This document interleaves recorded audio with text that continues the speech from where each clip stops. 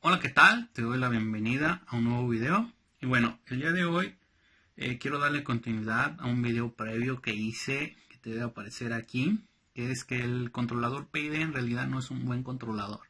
Y por ahí surgieron ahí diversas cuestiones que me gusta en realidad que surjan. Unas personas me comentaban que por qué y que lo explicara más a detalle el por qué estas cosas no son tan óptimas, tan buenas, no son robustas. Y bueno, para poder explicar todo esto y también darle continuidad a algo que me habían pedido, que era los controladores analógicos.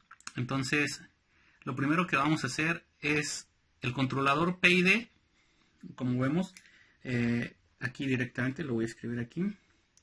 El PID está compuesto de tres partes, de la parte proporcional, de la parte integral y de la parte derivativa.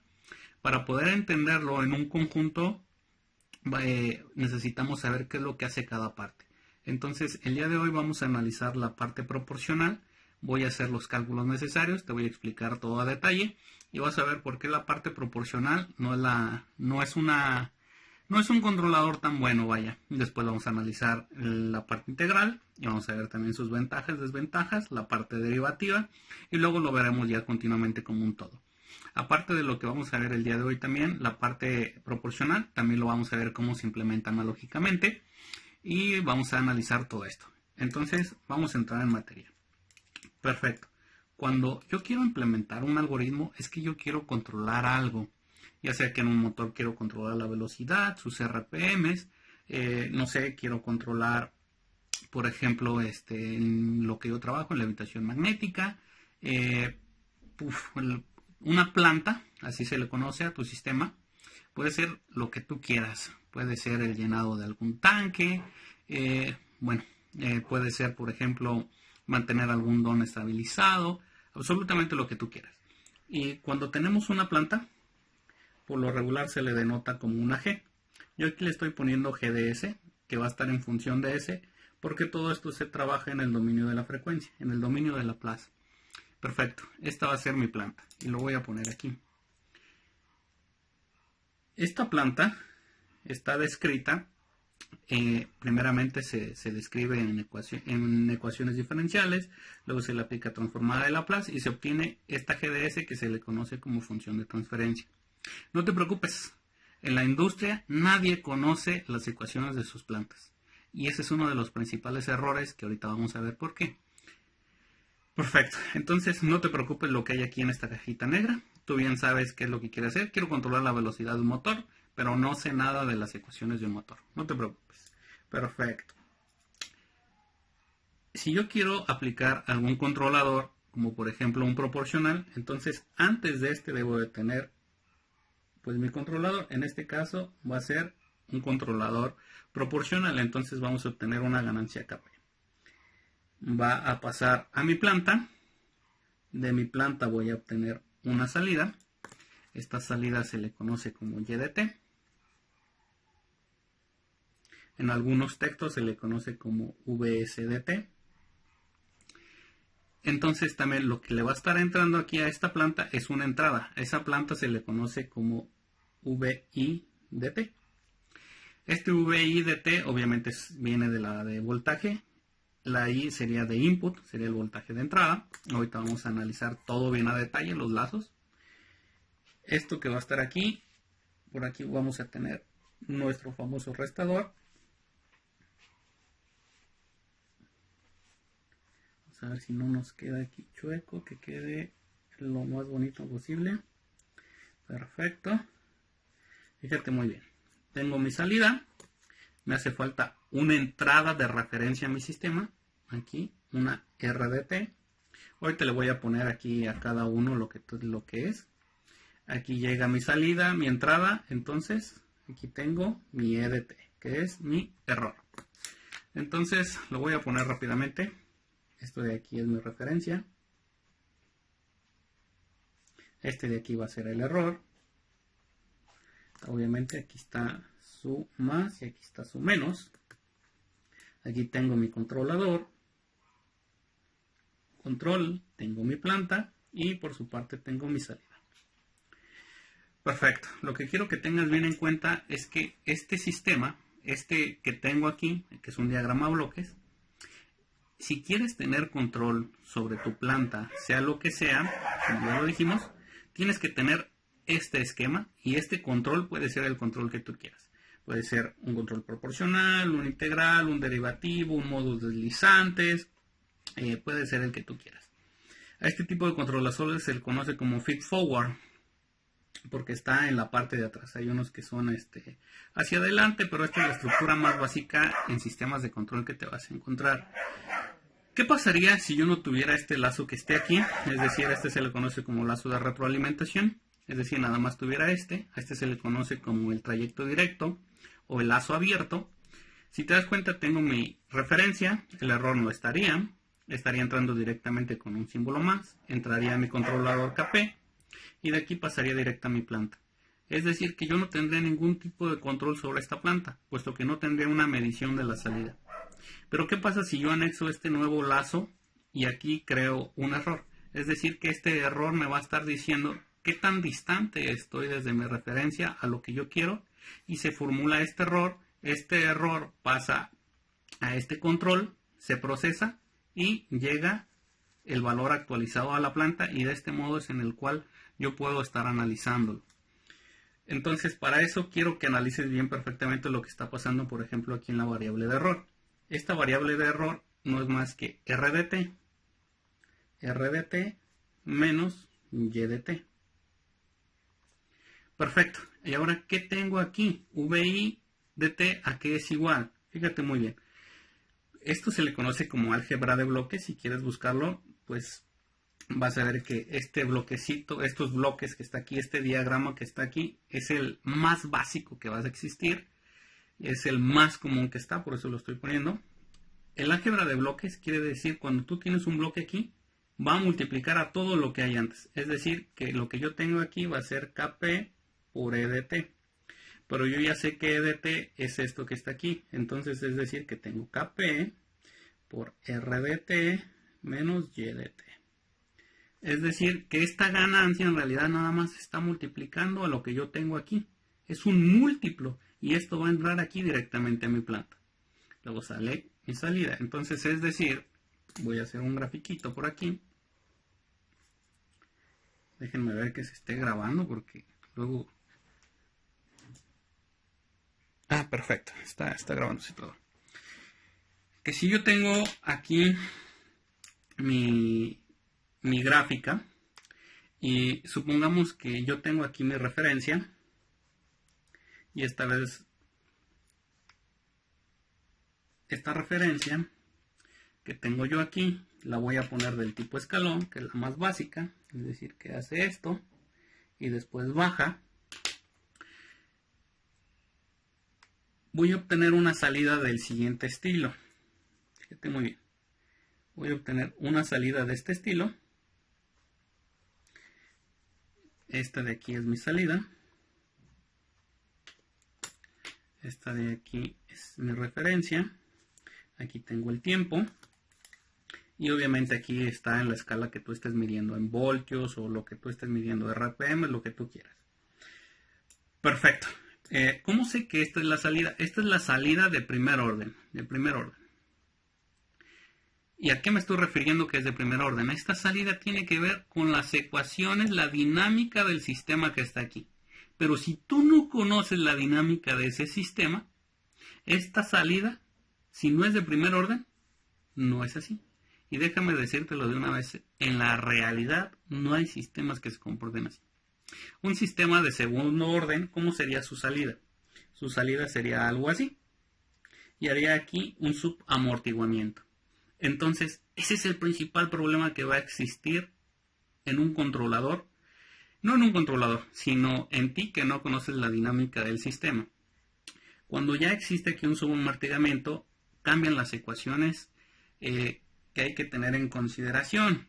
Hay aquí un gran efecto que se le conoce como el MP, que va a ser el máximo pico, el máximo sobreimpulso, y va a haber la frecuencia de resonancia y todo este tipo de cuestiones. Para el que no sepa, la resonancia es aquella frecuencia a la cual obtienes el máximo pico y puedes destruir tu sistema. Eso es lo que sucede, por ejemplo, Si quieres búscalo por aquí, resonancia en puentes, en estructuras.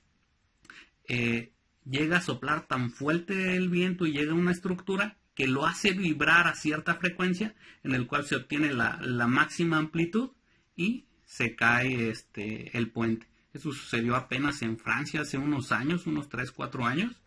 Y bueno, son cuestiones que hay que tener en cuenta. Por ejemplo, en la electrónica, por lo regular, los máximos picos están protegidos siempre por diodos en inversa, por diodos Zener y todo este tipo de cuestiones. Es decir, que nosotros lo trabajamos en un rango que nosotros querramos. Ahora ya lo sabes por qué. Por la parte de la resonancia. Entonces, si yo no sé cómo va a actuar este tipo de cuestiones, vamos a hacer el análisis para el caso ideal, para el caso de primer orden. Perfecto. Entonces, para poder entrar en materia, necesito explicarlo de esta manera. Tengo mi referencia. Esta va a ser la salida de mi sistema. Va a empezar a actuar hasta que va a tratar de llegar a la referencia, pero siempre va a haber un error. Ese error se le conoce como ESS, que es un error de estado estacionario. Y este error de estado estacionario se cumple cuando el error, es decir, el error está tendiendo a infinito. ¿Por qué? ¿Por qué existe esto? Este error, es decir, que cuando el tiempo está progresando, este error está tratando de llegar cada vez más a la referencia. Pero ahorita vamos a ver que en un controlador proporcional eso es imposible. Te lo voy a demostrar con ecuaciones. Pero necesito que entiendas esto. Un sistema llega a su referencia, digámoslo así. Es decir, si te das cuenta, entre este lapso y este lapso, por aquí tú dirías, mira, ya alcanzó a la referencia a mi sistema. Estamos hablando de la de primer orden. Ya llegó esto.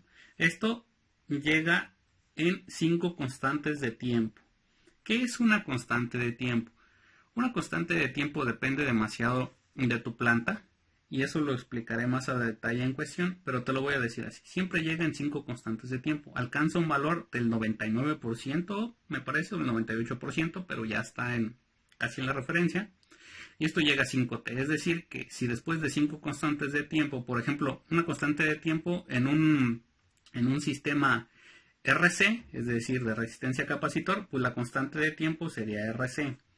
Y bueno, eso lo explicaré más a detalle después, para no meterte en rollos. Sino que en un tiempo finito, lo que quiero que tengas en cuenta es que en un tiempo finito, yo ya llegué casi a mi referencia. Entonces, el error tendería a 0 cuando el tiempo tiende a infinito. Perfecto. Entonces, para poder evaluar este límite en su teorema del valor final, que es lo que quiero que lleguemos a continuación, es que debo de obtener una expresión para SS. Entonces, si de este sistema yo obtuviera una función de transferencia respecto a la entrada y la salida, es decir, entre esta y esta, ¿qué es lo que estaría viendo el sistema? Es muy sencillo. Si ya fuiste a ver algo de álgebra de bloques, no es más que el trayecto directo entre 1, el símbolo cambiado, y lo mismo que hay, pero ahora en todo el trayecto inverso, es decir, en el trayecto cerrado. Pero ahorita no me interesa esa ecuación de entrada-salida, me interesa la ecuación del error, me interesa la ecuación de EDS, y esta ecuación no es más que 1 entre 1 más KP por GDS. Por, aquí me faltó, lo voy a poner por RDS, es decir, mi referencia. Esta es la ecuación que existe para ES. Te digo, esto proviene de la álgebra de bloques. No me quiero meter en rollos porque a mucha gente no le interesa, la verdad. Simplemente quiere todo en bandejita de plata. Pero lo que quiero que veas es que nuevamente vuelve a aparecer GDS para la ecuación del error. Es decir, que necesito yo saber forzosamente lo que hay aquí. Pero nadie en la industria lo conoce. ¿Por qué? Entonces, ¿por qué se utiliza? Perfecto. Si yo quisiera poder evaluar esto con un error en el tiempo, debería de cambiar esto en el tiempo. Debería sacar función de Laplace inversa. Pero ahorita no me quiero meter en cuestiones. Lo que quiero que veas es que este va a ser un valor. Si supongamos que yo evalúo G de 0, esto va a ser un valor de, por ejemplo, un K1. Siempre va a ser una ganancia. ¿Por qué? Porque si la G de S que está aquí, es decir, G de S es de primer orden, va a tener la siguiente forma. Va a ser K sobre tau S más 1. Esta va a ser la función de ley que hay de primer orden. Es el modelo que existe. Para las del segundo orden, ya obtenemos ahí una omega n, una omega nz, que va a ser la de amortiguamiento y todo este tipo de cuestiones. Pero ya son modelos concretos. ¿Qué pasaría si yo aquí evaluara, por ejemplo, 0? Me quedaría, esto sería igual a K sobre tau S. Entonces S vale 0, esto me queda en 0, queda un 1. K sobre 1 es 1, por eso puse que aquí era un 1. Y como te dije que íbamos a iniciar con el caso de primer orden, por eso digo que G de 0 es K1. Entonces, si esto de aquí es una ganancia fija ya determinada por mi sistema, lo único que yo puedo hacer para cambiar este error es mover ¿qué? La ganancia KP. Esta ganancia KP, pero vamos a decir, no, pero la referencia la puedo mover. La referencia es fija. Yo quiero 300 RPM, 200 RPM, 500 RPM. Perfecto. Entonces esta no la puedo estar moviendo. Si la quisiera mover, tendría yo aquí desfasamientos como por ejemplo este, y después veríamos que habría que ajustar nuevas ganancias para diferentes referencias. Y ese es el segundo error que existe, o digamos desventaja en los controladores, que no puedo en un controlador proporcional y también en el PID, que no puedo estar haciendo cambios de referencia bruscos, es decir, no podría estar haciendo un seguimiento de trayectoria senoidal. Es decir, que si yo quisiera inyectar una señal, por ejemplo, que una señal senoidal, quisiera hacer el controlador de un motor con la línea y quisiera que estuviera en fase con la línea, un controlador PID jamás podría hacer eso. Entonces, pues existen los organismos reguladores como lo son el SENACE, que pues llegarían y los multarían por la cantidad de armónicos que están inyectando a la red. Entonces ya van dos cosas que te comenté. Entonces lo único que puedo estar variando es esta ganancia KP. Y esta ganancia KP, ¿cómo puedo hacer que este error tienda a infinito? Entonces, que este error tienda a cero, perdón. Entonces tenemos que evaluar este límite. Perfecto. ¿Qué pasaría? Y para esto te voy a hacer la siguiente analogía. ¿Qué pasaría si yo tuviera, por ejemplo, esto fuera mi todo? Este es mi universo. Este es mi universo. Y este universo primero lo divido en una vez. Ahora ya tengo, cada vez se va haciendo más pequeño. ¿Qué pasa si lo vuelvo a dividir? Se vuelve a hacer más pequeño. Si lo vuelvo a dividir, se hace más pequeño, más pequeño, más pequeño, más pequeño, hasta que empiezo a dividirlo tanto que casi todo se volvió, ¿qué? Cero. Entonces de aquí puedo hacer una analogía que cualquier número dividido infinitas veces o partido infinitas veces es igual a cero.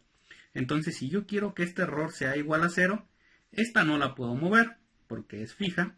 Este es un 1 que va a estar multiplicando aquí, entonces esta se queda aquí. Este 1 no me sirve de nada. Esta está dado por las ecuaciones que están aquí. Lo único que puedo mover es aquí. Entonces, siguiendo esta analogía, lo que tengo que hacer es que el denominador sea infinito. Entonces, ¿qué tendría que hacer para que el error fuera cero? Que KP fuera infinito. ¿Lo ves ahora? Para que el error, es decir, E de SS sea igual a 0, KP tiene que ser igual a infinito. ¿Y de dónde proviene esto? Pues de aquí de mi sistema de lazo cerrado, de el teorema del valor final del cálculo, de las expresiones que sacamos aquí. No quiero meterme tanto detalle, pero entonces lo primero que tengo que tener en cuenta es que esta KP tiene que ser infinito. Pero yo eso no lo voy a poder lograr jamás. No existe, siempre hay un número más grande. ¿Cómo pongo una ganancia infinita? Ahora, te lo voy a demostrar cómo se haría esto en forma analógica, que me lo han estado preguntando. Entonces déjame pausar el video para poner otra hoja o darle vuelta.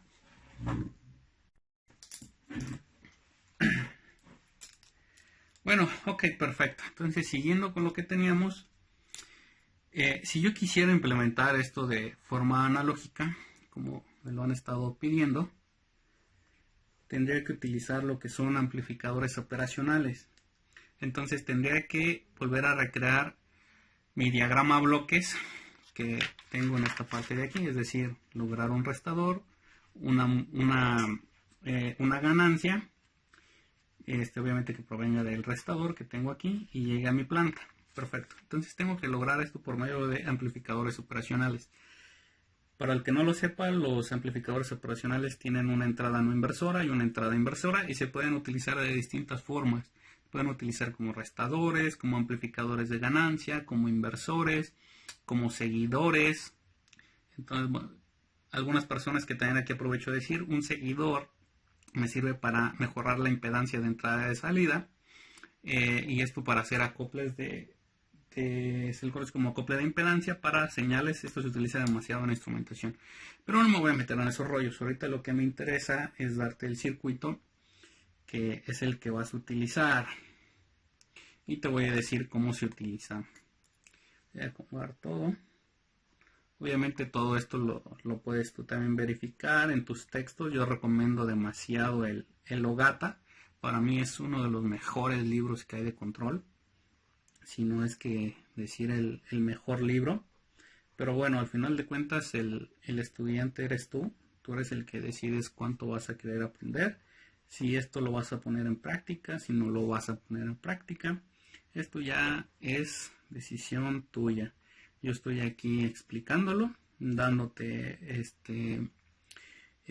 pues enseñándote, vaya, y espero que compartas este contenido, porque a final de cuentas pues yo no he visto que lo compartan demasiado. La gente que viene hablando de este tipo de cuestiones no tiene el conocimiento necesario, lo hacen como por visitas o así, y no explican absolutamente nada. Te hacen ver que este controlador es el mejor que existe porque lo usan en la industria, pero lo usan en la industria porque es rápido, es sencillo y no les interesa andar buscando las ecuaciones del sistema. Entonces tú vas a decir, si en la industria lo utilizan porque no son importantes las ecuaciones, no.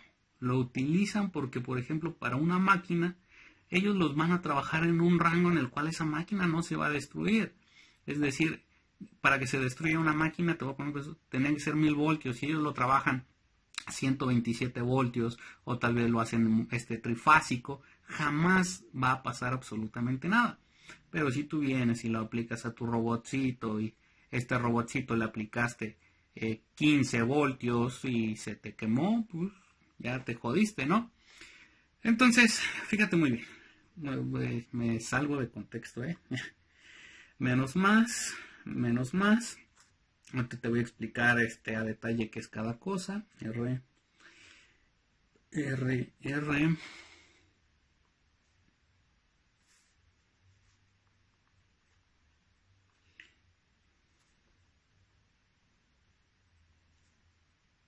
Tengo aquí mi VIDT, VSDT y RDT. ¿Te acuerdas del que hicimos aquí? Pues simplemente lo estoy pasando para acá. Mira, este VIDT es este VIDT que está acá. Este VSDT no es más que la salida que está acá. Y este RDT es esta R que está acá. Ahora, este EDT lo vamos a sacar de aquí. Este de aquí es mi restador.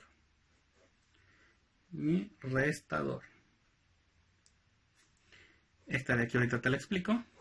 Este de aquí es mi generador de ganancia KP. Este es un amplificador inversor. Es decir, la KP va a ser R1 entre R, pero como al ser un amplificador lo da invertido, es decir, menos R1 entre R, es decir, la señal está invertida. Entonces, si te das cuenta, este que está aquí antes que este que está aquí es exactamente el mismo, nada más que aquí está cambiando un R1. Es decir, que aquí tendríamos que la ganancia sería R entre R, pero también sería negativa. Entonces, aquí la ganancia sería de menos 1. Entonces, esta me sirve para este menos 1 con este menos de acá, me salga la señal como yo la quiero. Entonces, este es un acople de señales, una inversión anterior acoplándome yo a la inversión que voy a tener después debido a este amplificador. Porque también hay amplificadores no inversores, pero ocupan una resistencia por acá, es una configuración diferente. Si quieres saber todo de este tipo de cuestiones, búscalo como amplificadores. Puedes hacer integradores y todo este tipo de cuestiones, ya lo iremos viendo. Entonces, si te das cuenta, lo que está aquí es la forma en la cual tú vas a implementar analógicamente tu controlador proporcional. Tu controlador proporcional, ¿y de dónde lo sacamos? De esto que está acá. Ahora, esta ganancia KP que es infinita. Para ello, te voy a enseñar yo uno de los reportes con los cuales trabajé cuando yo era estudiante. Déjame traerlos. Bueno, ya estoy de vuelta. Mira, para los que también me preguntaban, ¿no?, ¿dónde estudié? Yo estudié en la Facultad de Ingeniería Eléctrica de la UMCNH, que es la Universidad Michoacana de San Nicolás de Hidalgo. Y aquí está todo lo relacionado. Mira, por ejemplo, aquí está el controlador proporcional. Estoy hablando del 2015, mira. Qué buenos recuerdos, ¿eh? Pero para ello te quiero mostrar ciertas cuestiones.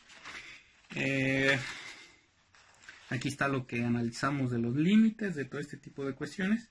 Otra cosa bastante interesante que también se me pasó a analizar es, por ejemplo, esta parte de aquí. A ver si lo puedo acomodar aquí. Ojalá se esté viendo. Nosotros vamos a tener nuestra salida, pero siempre va a estar acotada. Siempre va a estar acotada por unos límites o unas saturaciones. Si tú lo estás haciendo digital, va a ser a 5 voltios. Pero si no lo estás haciendo digital, vamos a analizar esa parte. Si te das cuenta, esta es la salida de la respuesta del controlador. En este caso se puso de este modo, ya que no sabemos a qué planta les vamos a estar analizando. Como ya te dije, si es de primer orden, de segundo orden, de tercer orden, de cuarto orden. Siempre va a haber ciertas cuestiones, pero esto es lo que vamos a tener. Y esta es la información que le va a llegar a nuestro restador. Y este restador va a estar obteniendo señales que no son las que deberían de estar, porque si está aquí, debería obtener este de acá. Y me va a estar limitando a mi controlador y voy a obtener cosas que no quiero. Entonces, ¿cómo se ponen estas saturaciones? Por ejemplo, en lo que te estuve mostrando aquí atrás. Estas saturaciones se ponen... me llevé las plumas, pero lo voy a hacer con este lapicito chiquito que me encontré aquí. Los amplificadores operacionales tienen varias formas de conectarse.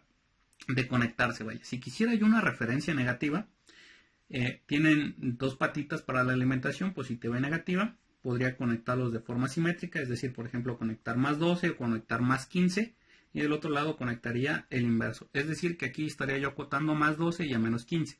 Pero si no quisiera yo utilizar una referencia, por ejemplo, negativa, pues ¿para qué lo utilizo? Sino simplemente, por ejemplo, podría colocar más 12 y conectar la tierra. Este se le conoce como asimétrica.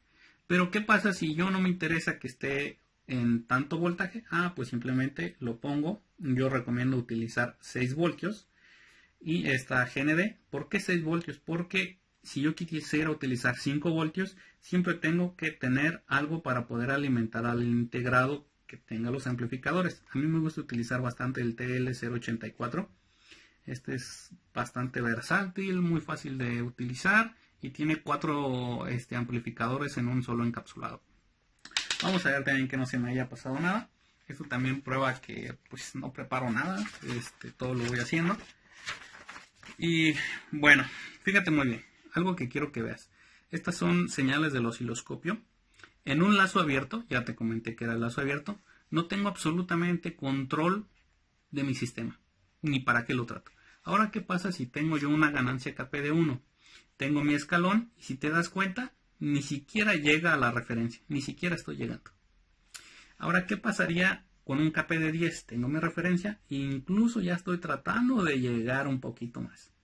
Esto que estás viendo acá simplemente son más, se le cambia la escala al osciloscopio. Pero, ¿qué pasaría si yo utilizara un KP infinito? Y ahorita te voy a decir por qué decimos que es un KP infinito. Tengo mi referencia y si te das cuenta, ya llegó a la referencia, pero está oscilando, está oscilando, está oscilando. Nunca está perfectamente en la referencia. Y el control está entrando y saliendo abruptamente. Esto se parece mucho a un modo deslizante, es un controlador on-off. Pero bueno, tú vas a decir, ¿cómo logro una ganancia infinita? Déjame quitar esto. Una ganancia infinita pues puedes decir, le meto 1 megaohm, 10 megaohms, 100 megaohms, las resistencias comerciales más grandes que existan. Pues no. Otra de las ventajas que hay que trabajar, por ejemplo, con amplificadores operacionales, y de aquí de una vez te lo doy como tip, es que estas trabajan muy bien en el rango de los kiloohmios. Y cuando yo me estoy refiriendo a una ganancia infinita en el reporte que te estoy mostrando, incluso puse una de 1 megaohmio. Pero esto es lo más que puedes poner. En mi experiencia, no se vaya a llegar aquí don Elon Musk y me vaya a decir, no, ¿sabes qué? Yo le metí 10 megaohmios y no sé qué, porque siempre hay cada sujeto que comenta y ni siquiera ve el video o ni siquiera sabe de lo que está hablando y pone una sarta de peladeces que, bueno, pero bueno, esto se expone uno cuando trata de querer explicar ciertas cuestiones a la comunidad. Pero bueno, si tú quieres trabajar, por ejemplo, con este circuito, yo te recomendaría trabajar en los kiloohmios, es decir, R la pondría yo de 10 kiloohmios y trabajaría con todas de 10 kiloohmios. Y si quisiera, por ejemplo, aquí obtener una KP de 10, pues simplemente pongo esta de 100 kiloohmios y se acabó el problema. Pero cuando empiezas a trabajar ya con megaohmios, es lo mismo que sucede, por ejemplo, cuando trabajas con circuitos TTL, que si quieres acoplar circuitos CMOS, ya hay bronca porque trabajan a un nivel más bajo. Pero también los ceros y los unos hay que trabajarlos en ciertos niveles de voltaje. Estos son tips que yo te doy, que no la vayas a regar si lo quieres implementar. Trabaja en los kiloohmios y no vas a obtener ningún problema de nada. Ya después irás viendo que también hay amplificadores de instrumentación y ciertas cuestiones y pues ya puedes ir trabajando más, ¿no? Vamos a ver si aquí hay algunas partes más interesantes. Todas estas son pues obviamente mediciones experimentales. Aquí tengo más cuestiones. Déjame ver si hay algo importante que se me vaya a pasar.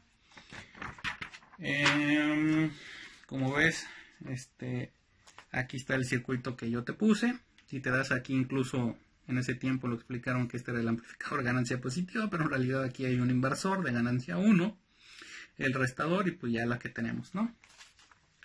¿Qué más? Lo que te expliqué, lo de la ganancia KP, esta parte de la de implementación en Simulink. Si quieren lo vemos también, lo de la implementación en Simulink. No quiero alargar más este video. Si quieren que también lo hagamos en Simulink o que implementemos esto, déjenmelo en los comentarios o háganmelo saber en la página que ya la conocen. Recuerda suscribirte a este canal. Traté de hacer esto lo más ameno posible, tratando de enseñarte de dónde provenían en realidad estas ecuaciones, por qué ya viste ahora que un controlador proporcional jamás va a llegar a una referencia, y todo esto con ecuaciones, con teoremas del valor final del cálculo. Nos metimos un poco en Laplace, algo en qué tiempo llegan los sistemas, de las resonancias, de las constantes de tiempo, por qué cualquier número entre infinito es 0, y ciertas cuestiones, ¿no? Por acá tenemos la función principal de primer orden. Y bueno, suscríbete y nos vemos en un siguiente video. Hasta luego.